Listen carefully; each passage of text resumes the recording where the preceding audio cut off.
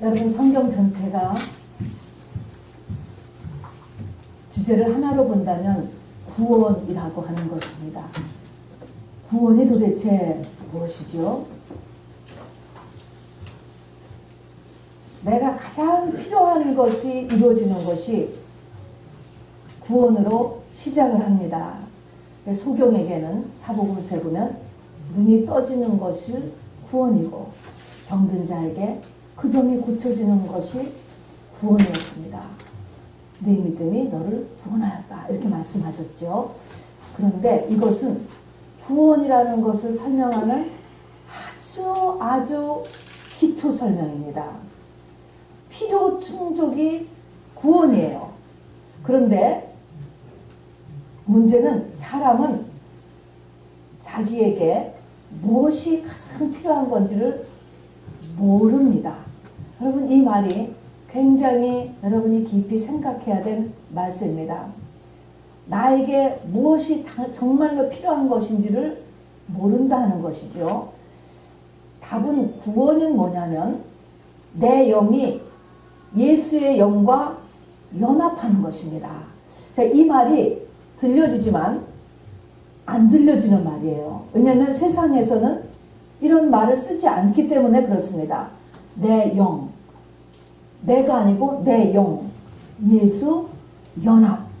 그러니까 구원을 이해할 수가 없는 것이죠. 내 영이 하나님의 영, 예수의 영과 연합하는 것이 구원이고 그것이 영생이라고 하는 것입니다. 이것이 인간으로 태어난 존재에게 가장 필요한 것입니다, 여러분. 이것을 위하여서 태어났고 우리가 지금 교회를 다니는 것입니다. 이 내용은 하나님께서 사람에게 열어주시지 않으면, 그러니까 지혜와 계시의 영을 우리에게 주시지 아니하시면 이해할 수가 전혀 없습니다. 성경에서는 누구든지 하나님께서 이끌지 아니하시면 아무도 주 앞에 올 수 없다라고 이야기했습니다. 주체 측에서 이거를 열어주셔야만 이것을 우리가 알게 된다는 것이죠. 내 영이 나의 진짜입니다. 나는 내 영이에요.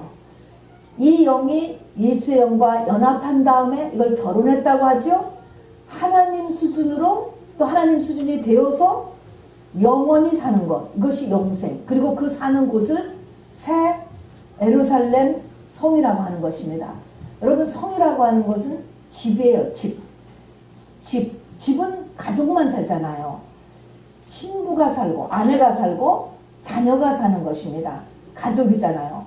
가족은 사랑의 대상자들입니다.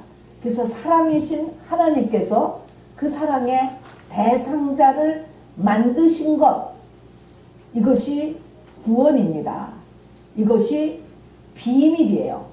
하나님이 알려주셔야만 이것을 깨닫게 된다는 것입니다. 이 구원에 대한 것을 통째로 완전히 드러나게 하시고 어떻게 이 구원의 완성을 이뤄갈 수 있는가라는 것을 선명히 보여주는 책이 오늘 본 룻기입니다. 여러분. 지금부터 3100년 전 사사시대 말기에 실제 있었던 일이에요. 또 그리고 그때 이렇게 기록이 되어진 사사기, 이 룻기는 4장의 짧은 책인데요. 참으로 우리가 어떻게 해서 구원의 완성에 이루는가라고 하는 것을 세상 이야기로 아주 알기 쉽게 써놓았어요. 그래서 여러분이 이 시간에 하나님께 지혜와 계시형을 간구하시면서 말씀을 심각하게 들어주시길 꼭 부탁드립니다. 이 룻기를 우리가 보기 위해서는요, 세 인물이 등장해요. 여러분 실제 인물이었습니다. 이 세 인물의 이름만 여러분이 지금 메모라이즈 하시기 바랍니다. 누구냐면은 보아스, 나오미, 룻입니다. 저를 따라서 해보시기 바랍니다. 시작. 보아스, 나오미, 룻. 이 세 사람의 이름도 기억하기 어려운 말입니다. 특별히 뒤에 이름이 나오미, 룻. 보아스는 남자고 나오미와 룻은 여자예요. 그러니까 나오미와 룻을 이름을 여러분이 조금 혼돈을 할 것 같으면은요, 나오미가 시어미예요. 그러니까 똑같이 나오미, 시어미, 미자 돌림으로 해서 나오미가 나오면 이것이 시어머니구나 얘기하고 좀 관계를 얘기하는 것입니다. 룻은 며느리의 이름입니다. 그래서 요 세 이름만 여러분이 이제 꼭 기억하시고 그래야지 제가 이야기하는 것을 이해할 수 있고 이것이 주는 하나님이 나에게 주는 메시지를 우리가 깨달을 수 있게 됩니다. 이야기의 줄거리는 여러분도 알다시피 그렇습니다. 베들레헴이라고 하는 곳에서 살던 엘리멜렉과 나오미 부부입니다. 남편 이름이 엘리멜렉, 아내 이름은 나오미, 가족이 두 아들이 있었습니다. 흉년을 만나서 온 가족이 같이 율법으로는 가지 말라고 했지만 먹고 살기 위해서 모압 지방으로 이사를 가는 거에서 시작합니다. 모압 지방으로 이사를 가서요. 처음에는 재정 문제도 해결이 되고 두 아들이 거기서 학교를 다니고 장성하여서 그곳 여자와 결혼까지 했습니다. 그런데 어느 날 모든 재산을 다 잃게 되고 남편이 죽고 두 아들마저도 차례대로 다 잃게 되고 그 집에 나오미, 아내죠, 어머니죠, 혼자만 남게 됩니다. 늙은 나오미가 이제 두 현지인 며느리를 앉혀놓고 이제 이별을 선고합니다. 자기 혼자 고향 베들레헴으로 돌아가겠다는 것이죠. 그런데 둘째 며느리 그 이름이 룻이에요. 그야말로 젊은 과부잖아요. 이 둘째 며느리 룻이 자기의 모든 미래를 포기하고 또 자기가 자라온 고향을 포기하고 홀로 된 시어머니를 따라서 가겠다라고 나선 것입니다. 그때를 붙쫓았다. 성경은 이렇게 이야기합니다. 붙쫓았다. 이런 말은 붙쫓았다는 것은 내가 죽기까지 헤어지지 않겠다. 이런 의미인 거예요.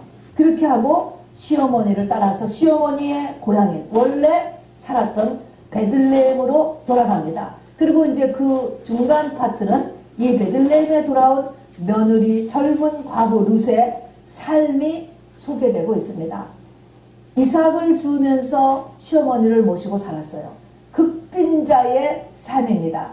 그러다가 나오미 집안에 고엘이라고 하는 고엘을 발견하게 되는 거예요. 이제 우리가 고엘이 무엇인가를 알아두어야 이 룻기를 들어갑니다. 그리고 이 고엘 후보자인 보아스에게, 보아스 남자가 됐죠. 바로 이 룻이 청혼을 하게 되고 그 결혼이 받아지게 됨으로 인하여서 모든 문제가 해결되는 내용입니다. 여러분 제가 하는 줄거리를 대강 머릿속에 잡으셨습니까? 그런데 집안의 모든 잃어버렸던 땅을 찾고 가정을 다시 세우고 하는 그런 문제보다 더 중요한 것은 그 젊은 며느리 룻이 난 아들에서 다윗이 나오고 예수가 난다. 오늘 룻기 4장은 그렇게 끝나요. 그것이 중요한 것입니다. 그래서 마태복음 1장 예수의 족보를 보면 예수님의 선조 가운데 보아스가 등장하는데 보아스는 룻에게서 오벳을 낳고 그랬습니다. 룻이 예수의 선조를 낳았다는 것입니다. 이 말의 의미는 룻이 예수를 낳았다는 것입니다. 이 말은 내가 나를 낳는 거예요. 내가 예수인 나를 예수로 만들어내는 것입니다. 그래서 예수를 낳았다 하는 것입니다. 이 말은 또 다른 말로는 룻이 예수의 형상이 되었다. 이것이 구원의 완성입니다. 저와 여러분이 다 여기를 향하여서 이제 지금 나아가야 됩니다. 특별히 이제 오늘 같이 나눌 말씀, 그리고 2019년에 저와 여러분이 나눠야 될 말씀은 시어머니 나오미를 쫓아서 베들레헴에 온 이방 여인 룻이 이삭 죽기를 하면서 살았는데 어떻게 살았는가, 여기가 본론이 되고 이게 2019년에 저와 여러분이 이렇게 집중해서 봐야 될 내용입니다. 이방 여인이잖아요. 자, 시어머니를 통하여서 어떻게 어렴풋이나마 하나님을 알았어요. 우리가 어떤 경로를 통했든지 간에 예수 그리스도를 주신 그 하나님을 알게 되었단 말입니다. 우리 다 이방인이거든요. 자, 그럼 여기서부터 어디 어떻게 해야 보아스에게 청혼을 하고 이 청혼이 받아들여져야 되는 거예요. 보아스는 예수의 모형입니다, 여러분. 어떻게 예수님에게 청혼을 하고 예수님이 우리와 결혼을 하는 데까지 가느냐. 요것이 우리가 2019년에 해야 되는 일이죠. 이것이 바로 교회 생활입니다, 여러분. 교회 생활이 바로 이 베들레헴에 와서 이삭 죽기를 하는 룻, 요것이 교회 생활이구나 라는 것을 여러분 잊지 마시기를 바랍니다. 이제 본론에 들어가기 전에 룻을 공부하기 위해서 준비 지식 두 가지가 있어야 되는데요. 구원의 완성 또는 구원을 할 때 이것이 예정론이냐 자유지론이냐, 여러분 이 두 가지를 항상 이렇게 디베이트를 합니다. 하나는 모든 것이 내 선택에 의해서 이루어진다라는 것이고, 아니야 하나님의 예정하심에 의해서 이루어지는 거야 하는 두 개의 기둥이 늘 갈등을 일으키면서 기독교 역사에서 진행되고 있어요. 자, 여러분은 어떻게 생각하십니까? 모든 것이 하나님이 창세전에 정해진 대로입니까? 아니면 나의 선택에 의해서입니까? 여러분 룻기를 보면 이 두 가지가 완전히 같이 가는 것을 보게 됩니다. 같이 간다고요. 하나님의 선택도 있고요. 선택이 하나님의 예정도 있고, 또 나의 선택에 의해서 나의 앞길이 엮어져 가는 것을 보게 됩니다. 볼까요? 어떻게 보면은 이 자유의지론, 선택이 더 강한 것 같이도, 또 우리에게 더 그것을 성경은 강조하는 것 같이도 보여집니다.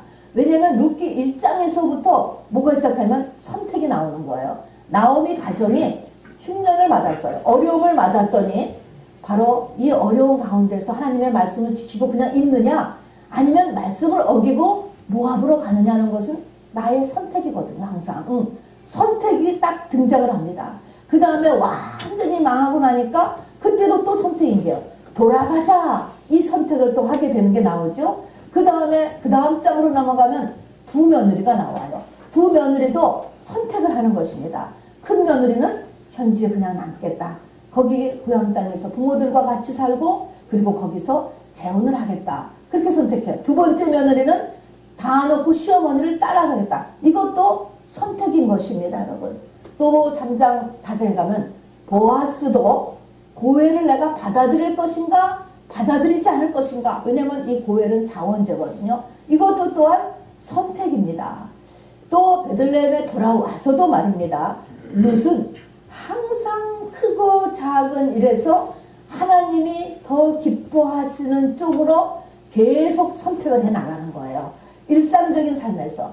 그렇게 하더니 결국은 끝은 구원의 완성을 이루더라. 보아스와 결혼하게 되는 것입니다. 선택, 나의 자유의지가 반드시 열매를 맺고 보상을 맺는다라는 것이 룻기의 큰 주제로 흐르고 있습니다. 그런가 하면 그렇지만 또 여기에 예정론이 등장을 해요. 여기 보면은 이 룻이 시어머니를 쫓아 나섰는데, 성경에 보면은 룻에게 하나님이 꿈이나 환상 가운데 나타나신 것도 아니고, 또 미리 무슨 약속을 룻과 맺은 것도 아니에요. 아무것도 나타난 것이 없는데 어떻게 하여서 시어머니를 쫓아서 이방 땅으로 쫓아가겠다고 할 수가 있느냐고. 이거는 창세전의 예정이 아니고서는 사람으로서는 그렇게 할 수가 없는 것이죠. 자, 그래서 어쨌든 이 하나님의 창세전의 예정이나 나의 선택을 하는 자유의지나 같이 간다라는 것을 잊지 마시고, 그러나 이 선택, 자유의지론에서는 사람이 무엇을 택하든지 간에 반드시 그 택한 것에 대한 열매와 보상이 뒤따른다라고 하는 것을 성경이 증거하고 있습니다. 자, 이것이 첫 번째 기본 지식이고요. 두 번째 기본 지식은 고엘이라고 하는 것. 기업 물을 자, 이런 뜻입니다. 기업 물을 자.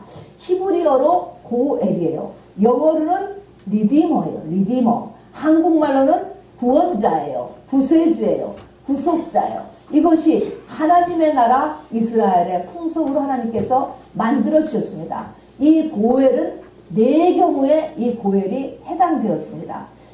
하나님의 사람들이 이스라엘 민족이죠.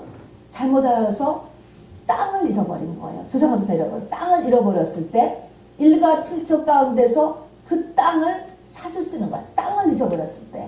두 번째는 또 잘못하여서 가족 중에 누군가를 종으로 팔아야만 했을 때, 종으로 잃어버렸을 때요. 세 번째는 결혼을 했는데 남자가 자식을 낳지 못한 채 죽었을 때인 것입니다.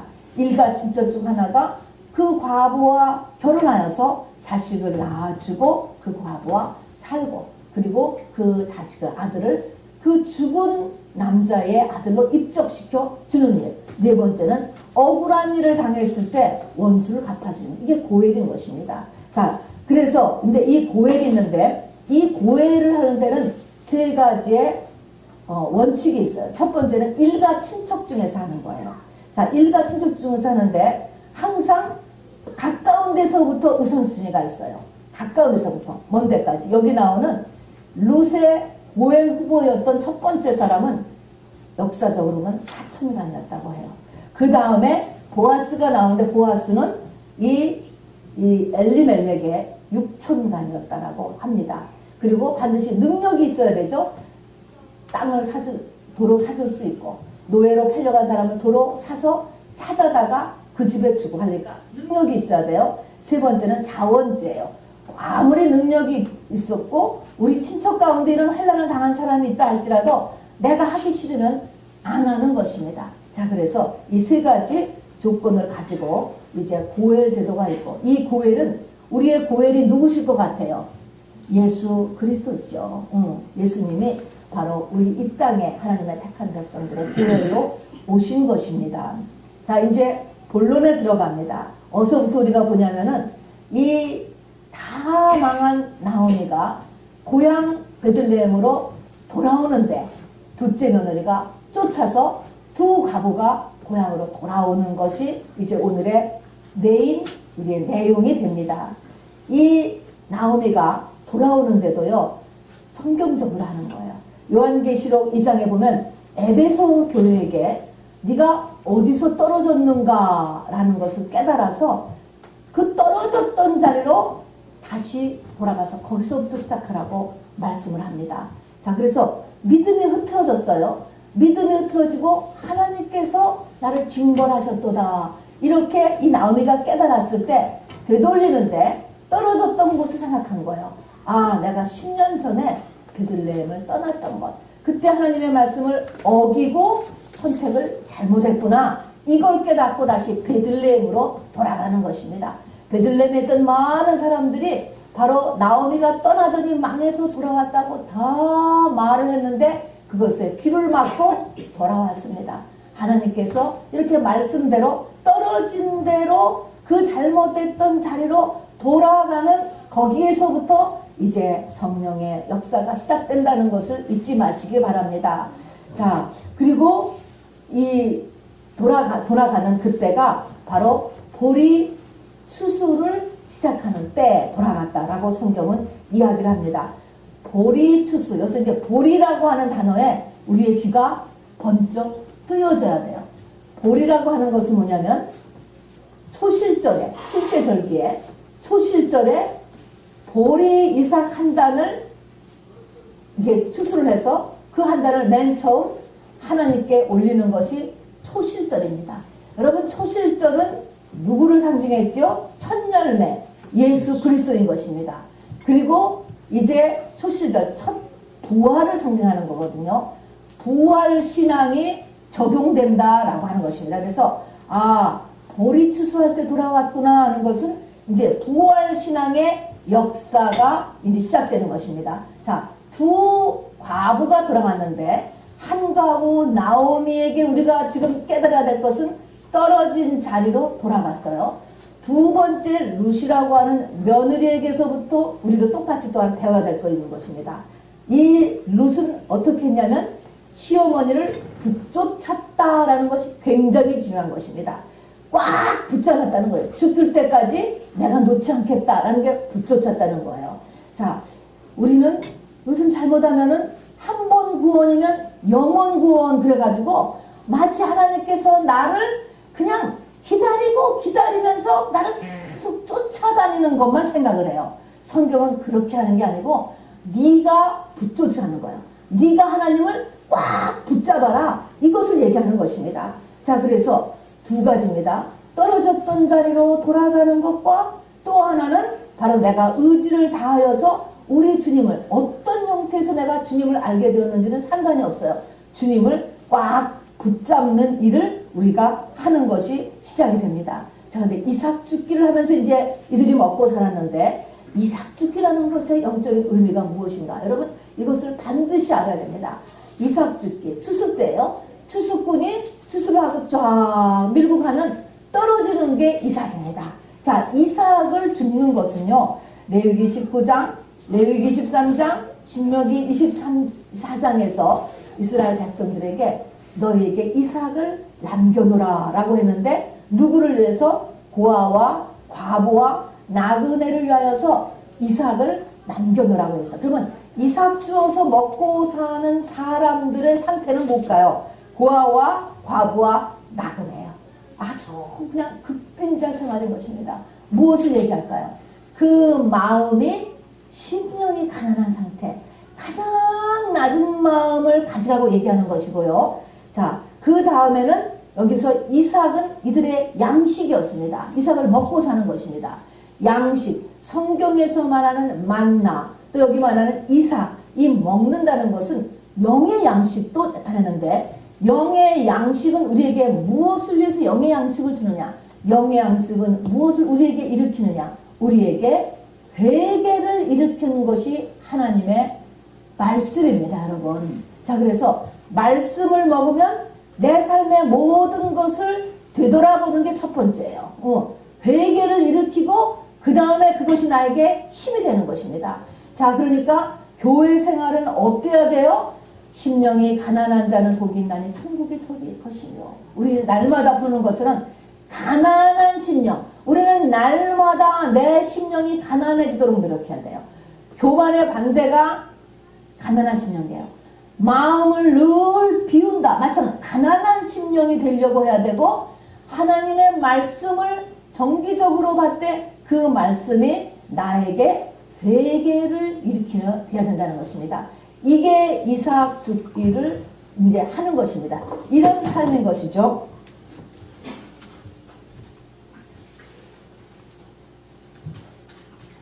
그런데 이렇게 맨 처음에 이들이 이삭 죽기를 하는데 성경에 보니까 그들이 보아스의 밭으로 인도하게 된 거예요. 성경에는 우연히 보아스의 밭으로 인도됐다고 하는데 하나님이 인도하신 거잖아요. 자, 그런데 보아스의 밭에서 이삭을 줍던 룻, 그러니까 처음에는 보아스의 밭으로 인도되다가 그러 다음에 보면 진행이 어디로 되냐면 보아스의 식탁에 초대를 되는 것입니다. 우리 지금 하는 것처럼 성만찬에 하게 되는 것이죠. 주님을 영접하는 것을 이렇게 되는 것입니다. 자, 그러면 이 2장 이제 18절부터 보아스의 밭에서 같이 식사를 하고 난 다음부터는 특혜가 주어져요. 특혜가 보아스로부터 보아스가 자기 소년들에게 명하여 가로되, 이제 이 룻을 말입니다. 곡식 단사에서 죽게 하고 그를 책망하지 말며 또 그를 위하여 줌에서 조금씩 뽑아버려서 그로 죽게 하라. 이렇게 이야기하고 또 룻이 저녁까지 주운 것을 다 떨어서 해보니까 보리가 한 에바가 되더라. 성경 이렇게 써 있어요. 자, 그리고 이 에바가 되는 그 보리를 가서 어머니한테 보이고 그 다음에는 아주 풍성하게 먹고 남았다. 이렇게 이야기했습니다. 자, 여기서 세 가지의 이 추수할 때 모습, 그리고 보아스의 밭에서 식사를 한 다음에 우리에게 주어지는 특혜가 있는 것입니다. 책망하지 말아라. 이제는 정죄가 끝나는 순환이에요. 여러분의 회개와 정죄는 전혀 다른 것입니다. 그 다음에는 배불리 먹고 집에 가져가고, 이것은 무엇입니까? 스가랴 4장에 보면 스가랴가요 환상을 봐요. 마지막 때 환상이에요.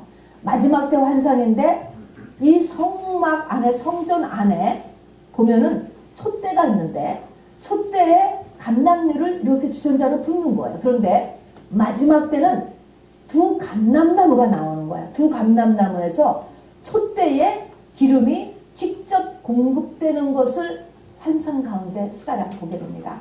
마지막 때는 오병이와 같이 배불리 먹고 7광주리, 배불리 먹고 12광주리가 남듯이 하나님의 은혜와 하나님의 기름 부으심이 넘치는 시대라는 것을 여러분 성경이 이야기하고 있는 것입니다. 이게 지금 마지막 추수기간, 신부 준비하는 기간, 소위 마지막 때라고 하는 기간인 것입니다. 그리고 여기 보니까 하루 종일 이래가지고 이제 보리 이삭을 해서 그거를 떨고 나니까 그것이 한 에바가 되었다라고 이렇게 이야기했는데, 한 에바가 35리터예요. 굉장히 많아요. 이렇게 보면은 정말로 시어머니가 보면은 야, 도대체 제가 어떻게 저렇게 많은 보리를 갖다가 가져왔을까 놀랐을 것 같아요. 그리고 이 굉장히 아주 튼튼한 아주 강한 여자였던 것 같아요. 이 루시 말입니다. 근데 이 한 에바라고 하는 그 분량이 어떤 분량이냐면 에스겔서에 보면은 새 성전의 환상이 나와요. 그런데 그 새 성전에서 제사할 때에 드리는 곡물의 분량이 한 에바요. 다른 말로 하면 무엇일까요? 이제 룻이 새 성전이 되고 있다라는 것, 새 성전을 바로 지어지고 있다라는 것을 명시하고 있는 것입니다. 자, 보세요. 이 청혼 전에 맨 처음에는 보아스의 밭으로 인도되었다가 그 밭의 시기가 끝난 다음에는 보아스와 식탁을 같이 하고, 식탁을 같이 한 다음부터는 3가지의 특혜를 주어졌다 그랬어요. 책망하지 않는 신앙, 바로 풍성한 은혜의 시대, 그 다음에 보리 이삭을 줍고 먹고 하는 그것은 나에게 새 성전을 준비하고 새 사람을 준비하고 있는 단계라고 하는 것이죠. 자, 이것이 이제 기간이 또 지나는 겁니다. 이렇게 이게 기간이 이렇게 차게 되니까 이게 지금 진행 상황인 거예요. 어느 날 시어머니 나오미가 보아스가 우리 집안에 고엘인 것을 발견하는 것입니다. 그리고 며느리에게 바로 이제 이 보아스에게 청혼하도록 준비를 시키는 것이죠. 자, 청혼 준비. 저와 여러분이 바로 이 예수님에게 청혼 준비를 하는 것이 2019년의 과제예요. 한마디로 이것은 회개가 찬 상태를 이야기하는 것입니다. 자, 근데 청혼이 어디서 이루어질까요? 여러분, 타작마당에서 이루어지는데 타작을 언제 하는가라는 것을 여러분 한번 찾아보시기 바랍니다. 여기 룻기 3장 2절을 보세요. 여러분, 타작을 언제 하는가? 룻기 3장 2절 한번 좀 보실래요? 3장 2절 타작을 언제 해요? 우리 학생들도 보고 전부 졸지 말고 자지 마세요. 자, 3장 2절 타작을 언제 합니까? 오늘 밤에. 우리가 생각하면은 타작을 낮에 할 것 같잖아요. 불을 환하게 켜놓는 밤에 어떻게 하겠어요? 불도 없는데. 그런데 이스라엘의 타작은 밤에 하는 거야. 이것이 참 특별하죠. 밤에 타작을 하고 결혼식도 밤에 하는 것입니다. 이 밤에 한다라고 하는 의미는 이것이 다 영적인 의미를 나타내고 있는 겁니다. 밤은 뭐예요? 깜깜해가지고 안 보여. 의자가 있는지 책상에 있는지 사람이 있는지 진리를 분별할 수 없는 때라는 것입니다. 시대가 악해져가지고 뭐가 진리인지 뭐가 복의 길인지를 모르는 시대, 전부 세상에 취해 있는 시대가 밤인 거예요. 밤. 자, 타작이 밤에 이루어지고, 자, 혼인 청혼도 밤에 이루어지고, 그리고 결혼식도, 이스라엘의 결혼식은 밤에 하기 때문에 이렇게 세상은 어두워질 때 깨어있는 사람, 이 사람이 바로 우리의 주님 앞에 준비되는 사람이요, 복의 근원이 되는 사람인 것이지요. 자, 세상은 어둠의 때요. 세상이 전부 다 취해서 먹고 마시고 시집가고 장가고 사고 팔고는 노아의 때와 같이 전부 다 취해 있는 시대라는 것입니다. 이때 취해 있지 않아야 돼. 이 밤에 깨어 있어야 된다는 것입니다. 이것이 첫 번째야. 세상에 취해 있지 않아야 된다라고 하는 것이죠. 이래서 이제 여기 있는 것처럼 시어머니의 이렇게 디렉션의 지시에 의해 가지고 이제 루시 청혼을 하게 되는데, 청혼할 때에 패스를 해야 돼요, 여러분. 저와 여러분이 이 조건이 이제 7가지가 있는데 여기에 패스되도록 준비해야 된다는 것입니다. 이렇게 발치에 누웠다가 밤중에 보아스가 깨어났죠. 내가 누구냐 깜짝 놀라서 물었습니다. 라고 하면서 이제 청혼을 하는데, 청혼의 조건을 보세요. 보아스가 뭐라고 얘기하는가 라고 하는 것이죠.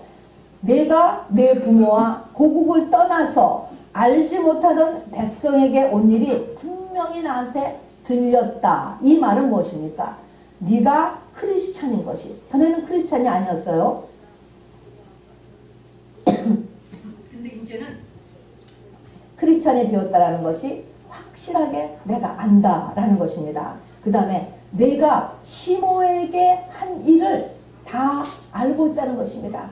시모에게 한 일, 섬겼던 일이죠. 여기 보니까 시모에게 자기가 바깥에서 한 일을 시모가 집에 와서 물어봐요. 그러면 이것을 다 얘기해요. 여러분, 나갔다가 들어와서 집에 있는 사람이 무엇을 물어봤을 때 또 자기가 한 일을 이야기한 것을 이야기를 해주는 거는 보통 그 사람을 인정하는 게 아닙니다.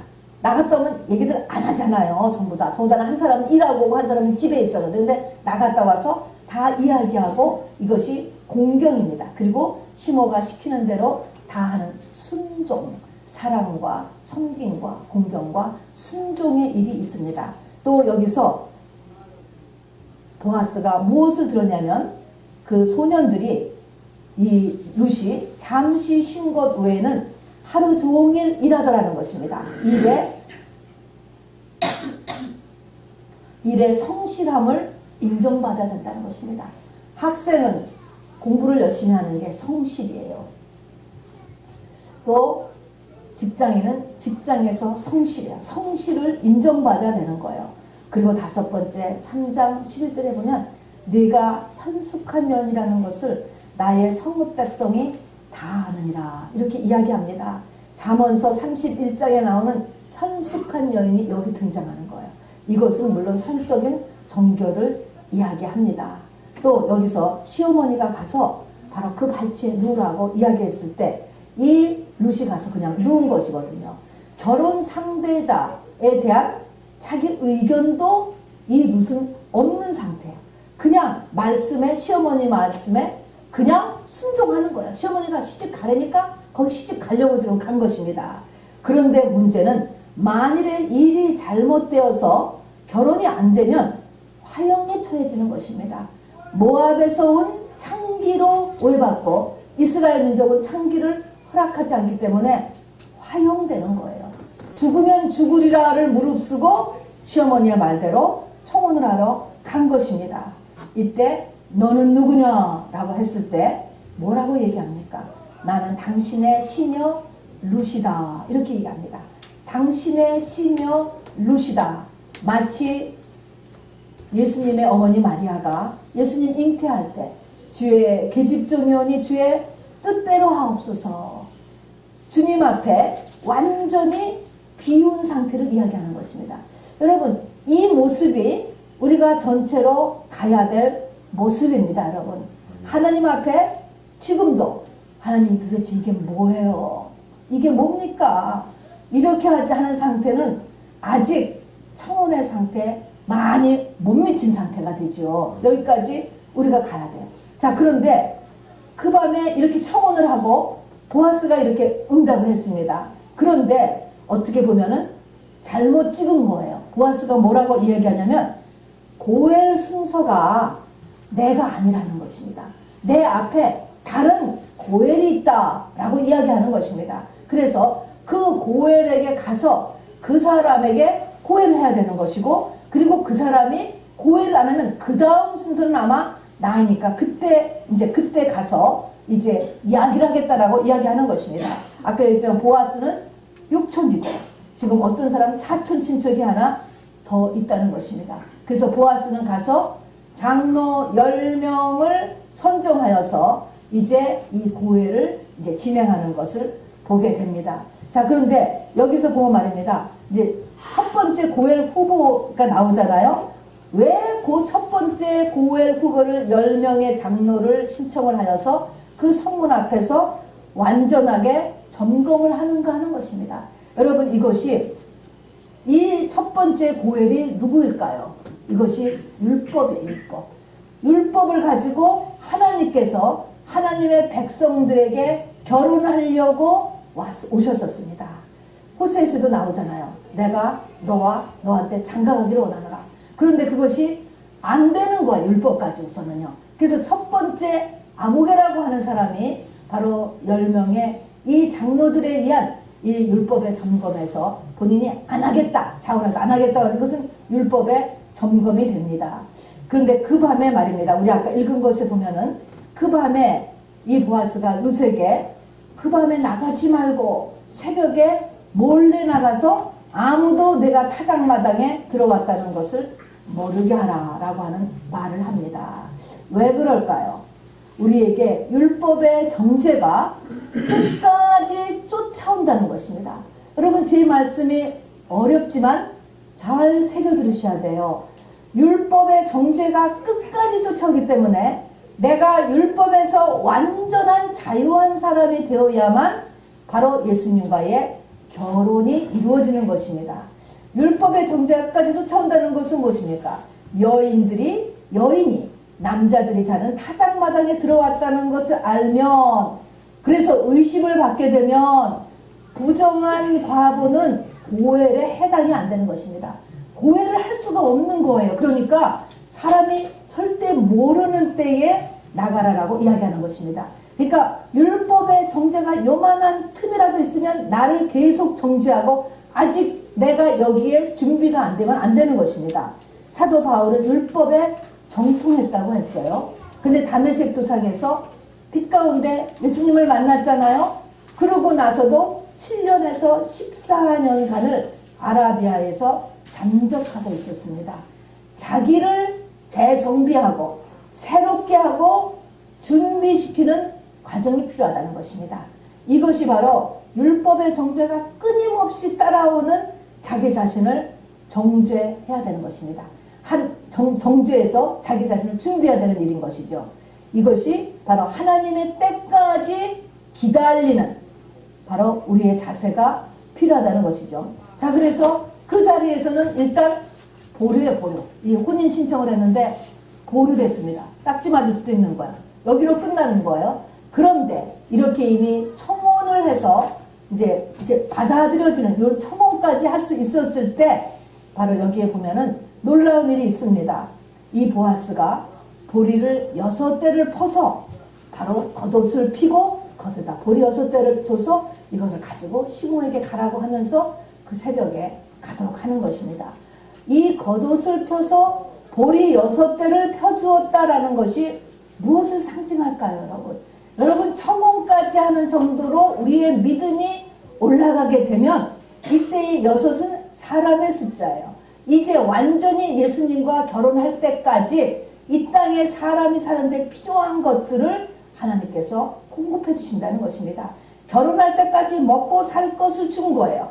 그리고 그것을 이렇게 룻의 겉옷에다가 그것을 담아줬다라고 하는 그 의미는 이스라엘 사람들은 겉옷이 자기의 신분이에요. 여자의 겉옷이 있고 과부의 겉옷이 있고 부자의 겉옷이 있고 제사장의 겉옷이 있는데 이 모압에서 온 이방 여인 룻의 이 겉옷이야말로 가장 천한 겉옷이었겠죠. 이제 그런 천한 신분이 끝난다라고 하는 것을 이렇게 보여주는 것입니다. 자, 그래서 이 보리 6대를 퍼주면서 이 보내는 이 보아스, 우리가 똑같이 하나님께서 믿음이 여러분이 올라가면 여러분의 먹고 사는 것을 하나님께서 공급해 주신다라고 하는 것을 잊지 마시고, 그리고 그 신분이 완전히 바뀌어진다는 것을 우리가 이렇게 말해주고 있는 것이죠. 이제 첫 번째 고엘 후보자가 안 하겠다라고 했습니다. 자, 그래서 두 번째 고엘 후보자였던 이 보아스가 오케이 했잖아요. 자, 그래서 결혼을 해서 아들을 낳았습니다. 그럼 이 아들이 누구의 아들이 되는지 아세요? 고엘이라고 했잖아요. 누구의 아들이에요? 나오미의 아들로 입적을 시키는 거예요. 나오미의 아들. 자, 그리고 나오미의 아들로 입적을 시키고 이 보아스는 나오미의 잃어버렸던 땅을 다시 다 사주는 것입니다. 자, 나오미의 두 아들과 남편은 죽었지만 루스에 난 그 아들이 자기의 아들이 되고 바로 모든 경제가 다시 다 회복되는 것이죠. 이것을 가리켜서 이것이 이제 회복이 되었는데 여기서 며느리는 루시 아들을 낳았잖아요. 그리고 그 아들이 예수의 선조가 되었다 그랬잖아요. 그렇게 함으로 인하여서 이것이 무엇을 상징하냐면 내가 나를 낳은 것이 되어서 영의 구원을 이룬 거라고 이야기했습니다. 속사람이 내 영이 예수님과 연합해서 구원의 완성을 이룬 거예요. 이것이 영의 구원 첫 번째인 것입니다.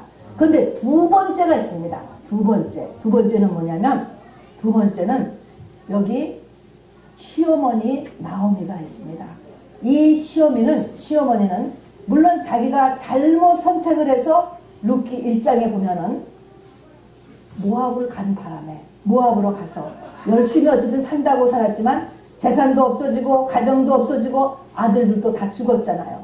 이때에 이 나오미의 내면이 어떨 것 같아요? 나오미의 마음이 어떨 것 같으냐고요.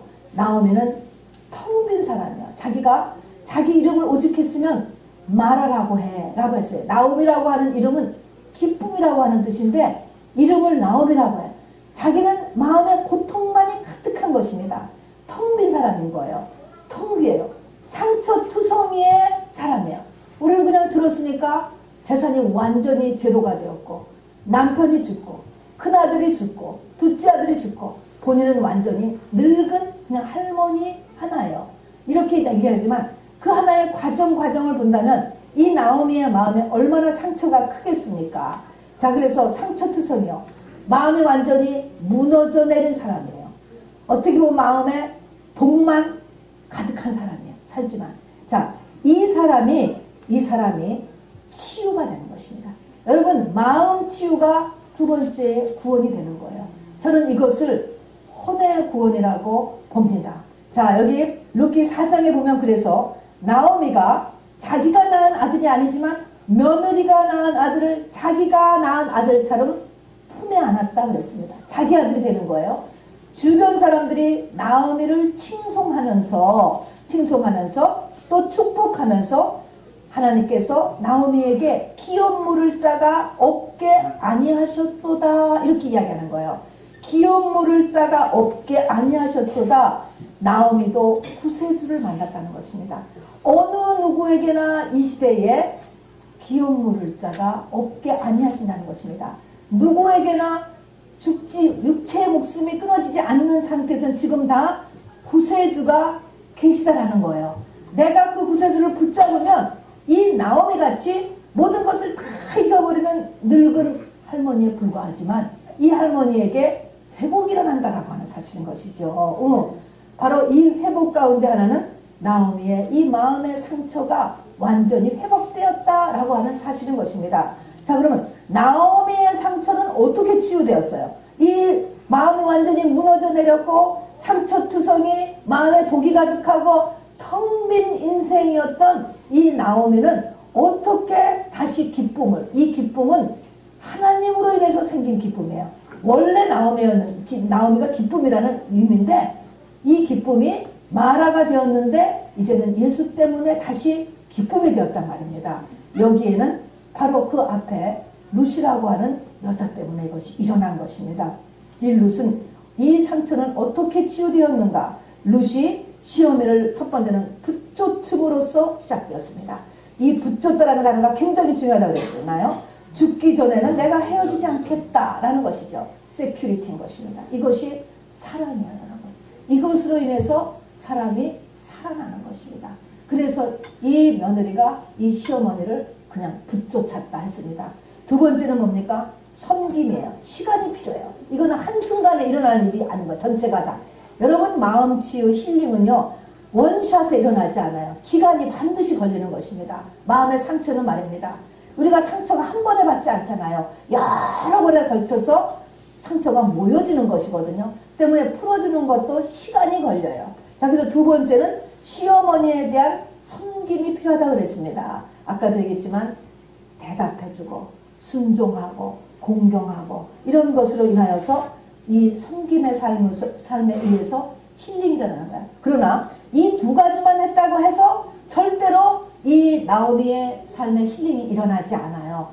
그냥 만일에 이 룻이 보아스와 결혼하지 않았다면, 예수와 연합하는 상태까지 이르지 않았다면 이 룻이라고 하는 여자는 효행상 아주 정말 그 효부, 시대가 말하는 칭찬할 만한 이제 효부는 될 수 있을지언정 영생하고는 상관은 없어요. 성경에도 기록되지 않았을 것입니다. 그리고 문제도 완전하게 해결하지 못하는 것입니다. 그냥 열심히 이삭 죽기를 해서 어머니를 섬기는 뿐인 거예요. 이것만 갖고는 완전히 힐링이 일어나지 않는단 말입니다. 룻이 보아스를 만났습니다, 여러분. 보아스와 결혼을 했습니다. 그 보아스의 영향력이 나오미의 삶에 들어오는 것이죠. 아들이 들어오고 재정의 회복이 일어나잖아요. 여기서 성경은 이 보아스를 유력한 자다 이렇게 이야기해요. 유력한다라는 것은 세상에 파워를 가진 사람이요, 믿음이 있는 사람이요, 덕망이 있는 사람을 유력한 자라고 성경이 이야기하는 것입니다. 이 보아스가 나오미에게 들어옴으로 인하여서 모든 것이 다 회복됐습니다. 육의 구원이 이루어졌다라고 하는 것입니다. 그래서 영혼 육의 온전한 구원이 이루어졌습니다. 자, 여러분, 영혼 육의 구원이 이루어져서 사람의 영이 영원히 새 예루살렘에서 사는 것, 이것이 이 땅의 인류 역사가 창조되어서 운행되는 이유고, 내가 태어난 이유고, 교회 생활을 하는 이유예요. 이것이 사람에게는, 사람으로 태어난 존재에게는 진짜 필요한 것입니다. 가장 중요한 것입니다. 이 가장 중요한 것. 이것이 구원이에요. 자, 그러면 영의 구원, 혼의 구원, 육의 구원인데, 영의 구원은 뭡니까? 내 영이 예수와 결혼하는 것. 내가 나를 낳는데 내가 예수를 낳는 것입니다, 여러분. 어떻게 이루어져요? 보아스의 밭에서 이삭을 주어야 되는 것입니다. 하나님의 말씀을 가난한 마음이 되어서 받고 그 말씀으로 내가 회개해야 되는 것이에요. 언제까 어떻게 회개해요?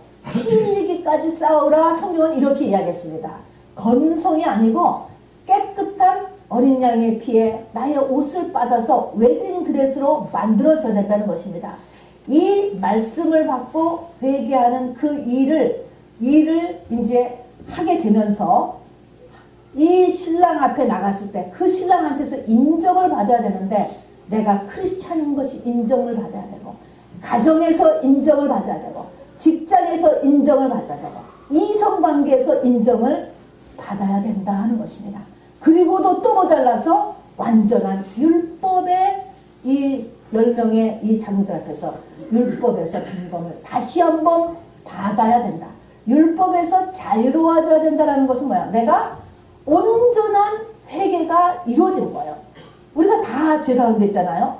온전한 회개가 이루어졌다라는 것은 나에게 내가 어떤 잘못한 것을 깨달았으면 그것이 회개가 된 것은 뭐예요? 다시는 그것을 안 하는 것이 회개가 된 거예요. 그러면 그것이 희옷이 된 것입니다, 여러분. 그리고 주님의 이 보혈로 나를 정말 안팎으로 보혈이 칠해지는 것, 이것이 율법의 확인을 받고 율법에서 자유로워지는 것이죠. 이것이 영의 구원이에요. 이것까지 돼야 우리가 주님의 신부가 되는 거예요. 신부 준비는 여기까지 돼야 되는 것이죠. 율법에서 완전히 주님의 보혈로 내가 자유함을 입는 것이죠.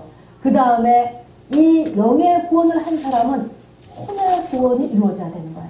마음 치유가 이루어져야 된다는 것이죠. 나를 구원하고 또 내 이웃을 이렇게 구원할 수 있는 이런 사람이 되어야 됩니다. 그렇게 되면 당연히 바로 우리의 육의 구원도 이루어지는 육의 구원, 이 땅의 삶인 것이죠.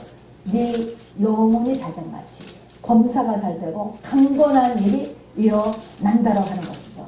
바로 말씀을 했습니다.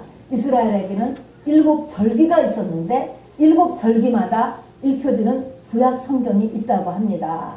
룻기가 그 중에 한 권이에요.